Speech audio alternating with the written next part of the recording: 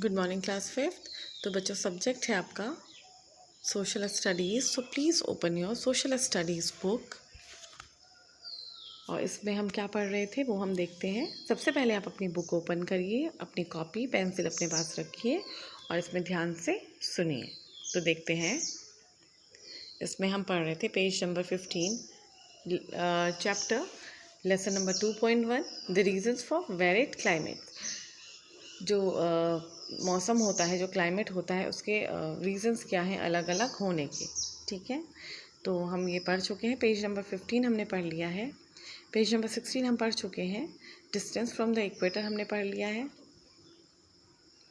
आज हम पढ़ेंगे पेज नंबर 17। ठीक है, height above the sea level. Sea level से हाइट के बारे में हम पढ़ेंगे। तो ध्यान से सुनिए, अपनी बुक अपने पास रखिए और देखिए page number 17, height above the sea level, समुद्र तल से ऊंचाई। ठीक है, तो देखिए height above the sea level is called the altitude. ये हम पढ़ चुके हैं। समुद्र तल से ऊंचाई जो होती है वो क्या कहलाती है? ऑल्टीट्यूड कहलाती है। The higher we go the cooler it is. जितना जीता हम ऊपर जाएंगे, ऊंचाई बढ़ती जाएगी, उतना उतना उस जगह का क्या हो जाएगा? टेम्परेचर डाउन, कूल होता जाएगा। ठीक है, places at higher attitudes are cooler than places at lower. जैसे जैसे हम ऊंचाई पे बढ़ते जाएंगे वैसे वैसे जो हाइट होती है वो इंक्रीज होती जाती है और जो पार्ट नीचे छूटते जाएंगे वो क्या हो जाते हैं? हॉटर होते हैं। The following examples will prove this point. इसको प्रूव करने के लिए कुछ पॉइंट्स हैं, हमने ये पढ़े थे। ठीक है, the peaks of high mountains remain covered with snow. जो हाई माउंटेन पीक्स हैं वो क्या रहती हैं? बर्फ़ से ढकी हुई रहती हैं। But the same snow melts into water when it slides down the mountains and reaches low altitude. लेकिन जब वही जो स्नो है वो नीचे के भागों में जाती है तो क्या हो जाता है? वो मेल्ट होने लग जाती है, वो गलने लग जाती है। Shimla and Firozpur have almost the same latitude.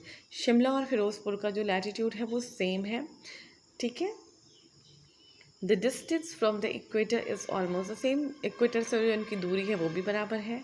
Yet Shimla is much cooler because it is a higher altitude. लेकिन शिमला क्या है? ठंडा है, कूलर है, क्योंकि उसका एल्टीट्यूड क्या है? हाई है। ठीक है, थर्ड है Bengaluru and Chennai are almost equal in distance from the equator. Equator से दूरी समान होती है, लेकिन जो ऑल्टीट्यूड होता है, जो हाइट होती है, वो क्या है? ज़्यादा होने के कारण उस पार्ट का क्या होता है? टेम्परेचर कम होता है, वहाँ ठंडा होता है। ठीक है, फिर है हमारा डिस्टेंस फ्रॉम द सी, समुद्र तल से दूरी। ठीक है, देखिए places close to the sea are cooler in summer and warmer in winter. जो समुद्र के पास जो प्लेस होते हैं, जो जगह होती है वो क्या होती हैं? कूलर इन समर, सर्दियों में क्या होती हैं? गर्मियों में ठंडा होता है। और देखिए गर्मियों में वहाँ ठंडा होता है और सर्दियों में वहाँ गर्म होता है। Places away from the sea are hotter in summer. और जो प्लेसेस समुद्र से दूर होते हैं वो क्या होते हैं? गर्मियों में गर्म होते हैं, सर्दियों में ठंडे होते हैं। The following examples will prove this point. तो इस बात को प्रूफ करने के लिए कुछ पॉइंट्स दिए गए हैं, तो ध्यान से सुनिए। फर्स्ट पॉइंट है compare the climate of Kolkata and Patna. Kolkata और पटना की क्लाइमेट को अगर हम तुलना करें, Patna is hotter in summer. जो पटना है वो गर्मियों में बहुत गर्म होता है। एंड कोल्डर इन विंटर, और सर्दियों में वहाँ ठंड भी बहुत ज़्यादा पड़ती है। It is because it is farther away from the sea than Kolkata. तो इसका कारण है समुद्र से इसकी दूरी। समुद्र से ज़्यादा दूरी होने के कारण वहाँ गर्मियों में गर्म होता है, सर्दियों में ठंडा होता है। कोलकाता के कंपेयर करने पर कोलकाता क्या है? समुद्र से पास है, इसलिए वहाँ पर गर्मियों में ठंडा होता है और सर्दियों में गर्म। सेकंड पॉइंट है we can similarly compare the climates of Patna, Kanpur, Delhi and Amritsar. हम सिमिलर कर सकते हैं, एक समान तुलना कर सकते हैं पटना की, कानपुर की, दिल्ली की और अमृतसर की। The farther a place is from the see the hotter it is summer and colder in winter. कोई भी जगह समुद्र से जितनी ज़्यादा दूरी पर होगी वहाँ गर्मियों में गर्म होगा और सर्दियों में ठंडा होगा। ठीक है, third point let's compare the climates of Kolkata and Amritsar. चलिए अब हम इस तुलना करते हैं कलकत्ता और अमृतसर शहरों की। We know that Amritsar is farther away from the equator from. हमें ये पता है कि जो अमृतसर है वो इक्वेटर से क्या है, बहुत ज़्यादा दूरी पर है देन कोलकाता, कोलकाता के मुकाबले जो अमृतसर है वो इक्वेटर से बहुत ज़्यादा दूर है, ठीक है। It is also at a higher altitude than Kolkata, और ये हायर एल्टीट्यूड पे भी है कोलकाता से, thus it should be much cooler than Kolkata. तो इस वजह से तो इसको क्या होना चाहिए, कोलकाता से ठंडा होना चाहिए, बट इट इज़ नॉट, लेकिन ऐसा नहीं है। It is much hotter then Kolkata in summer, लेकिन जो अमृतसर है वो गर्मियों में बहुत ज़्यादा गर्म होता है कोलकाता के comparatively. In winter it is much cooler, और सर्दियों में यहाँ बहुत ज़्यादा ठंड होती है।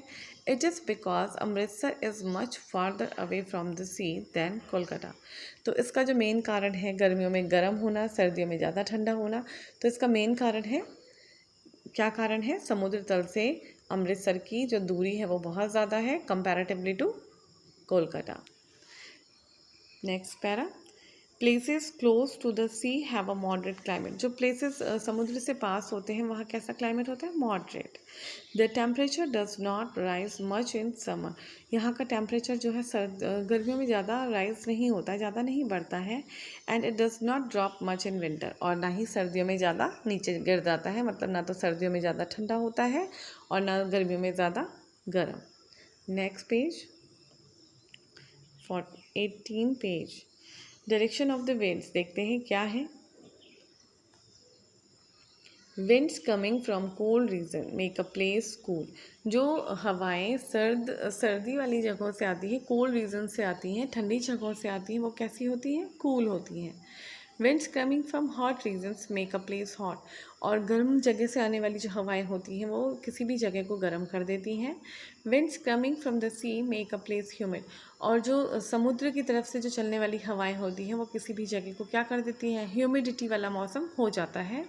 As they have a lot of moisture in them, इसका कारण क्या है, जो समुद्र से आने वाली हवाएं होती हैं उनमें ज़्यादा क्या होती है, नमी होती है, मॉइस्चर होता है, तो ये कारण है उसका ह्यूमिड करने का।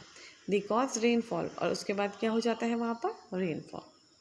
ह्यूमिडिटी क्या है देखिए, places closest to the sea are more humid than those that are farther away.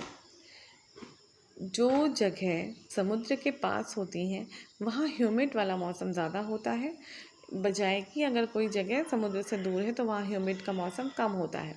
Humid, warm and डैम्प, कैसा मौसम, वार्म, गर्मी उमस वाला जो मौसम होता है वो ह्यूमिडिटी वाला मौसम कहलाते हैं, ठीक है। और इस मौसम में क्या होता है, स्वेट होता है, स्वेट मतलब पसीना, स्वेटिंग होती है बहुत ज़्यादा ह्यूमिडिटी में, ठीक है। अदर फैक्टर्स देखिए, some other factors that influence the climate of a place are the rain, the forest, the direction of mountain ranges and the type of soil। तो इसका जो मेन अदर फैक्टर्स कौन कौन से हैं, क्लाइमेट ऑफ अ प्लेस, किसी जगह का क्लाइमेट, वहाँ होने वाली बारिश, forest, direction of mountain ranges, और जो पहाड़ हैं उनकी रेंजेस की, उनकी चोटियों की direction, and type of soil, और वहाँ की मिट्टी की प्रकार। इफेक्ट ऑफ क्लाइमेट देखते हैं। The climate of a place has direct effect on it's vegetation. किसी भी जगह का जो क्लाइमेट है वो उस जगह के direct effect on it's vegetation, वहाँ की जलवायु पर उसका सीधा प्रभाव पड़ता है, और हमारी जो वहाँ रहने वाले जो लोग हैं उनकी लाइफ पे भी उसका सीधा प्रभाव पड़ता है। In that reason that is why people in different climatic regions have different ways of life. इसीलिए अलग अलग क्लाइमेटिक रीजन्स पर रहने वाले लोगों की जो लाइफ है वो कैसी होती है, डिफरेंट होती है, अलग अलग टाइप से वो लोग अपनी लाइफ को क्या करते हैं, स्पेंड करते हैं। इसमें हमने लेसन पढ़ लिया। एक काम आपको मैं दे रही हूँ, पॉइंट्स टू रिमेंबर, आपने अपनी कॉपी में नोट डाउन करने हैं, ठीक है। और इसमें ही सिर्फ मैं आपको 2 क्वेश्चन अभी करवा रही हूँ, तो देख लीजिए please. What do you mean by weather, why are afternoon so hot, तो इसे देख लीजिए कॉपी में। Class 5th, subject SSC, date 15 जुलाई 2021, lesson 2.1, the regions for varied climates. First part हम कर रहे हैं। Answer the following questions briefly. First question है इसमें, what do you mean by weather, weather से आप क्या समझते हैं, तो आंसर देखिए। Weather means the changes that keep taking place in the atmosphere. तो वेदर क्या है, वेदर क्या है, means the changes, that keep taking, जो मौसम क्या है, मौसम वो है जो चेंज होता रहता है किसी भी एक जगह का, ठीक है, किसी भी एक जगह का जो मौसम में परिवर्तन होता रहता है वो क्या कहलाता है, वेदर। सेकंड क्वेश्चन करवा रही हूँ मैं आपको, why are afternoon so hot, इसका आप बता सकते हैं जो दोपहर का समय होता है वो ज़्यादा गर्म क्यों होता है, दोपहर का समय जो है वो गर्म क्यों होता है। तो क्या कारण है दोपहर का समय गर्म होने का, क्योंकि दोपहर में क्या होता है, सन रेज जो है वो डायरेक्टली पड़ती हैं, यही कारण है गर्म होने का। तो आंसर देखिए, afternoons are so hot because at noon the sun rays fall directly on the ground and over a smaller area. तो सन रेज जो है वो डायरेक्टली पड़ती है और एक छोटे से भाग में, स्मॉलर एरिया में डायरेक्टली सन रेज के पड़ने से ही क्या होता है, किसी भी जगह में दोपहर का समय गर्म होता है। तो सिर्फ अभी 2 क्वेश्चंस मैं आपको करवा रही हूँ। ये क्वेश्चंस आपने करने हैं अपनी एसटी की कॉपी में और अच्छी सी हैंड राइटिंग में, और साथ ही आपने इसको लर्न भी करना है, ओके। तो इसे करिए आप अच्छी सी राइटिंग में अपनी कॉपी में।